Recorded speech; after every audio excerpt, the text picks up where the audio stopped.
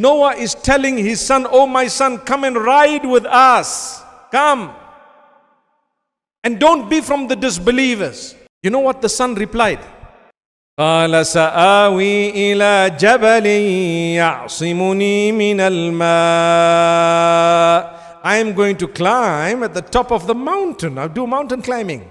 I'll be hiking up. I'll go to the top of the mountain. It will save me from the water. What's the big deal?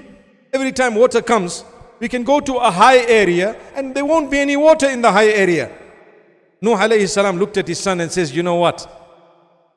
لا عاصم اليوم من أمر الله إلا من رحم. Nobody is going to be saved from the command of Allah on this day except the one whom Allah has mercy on. And suddenly what happened? A massive wave came between them and that young fellow drowned.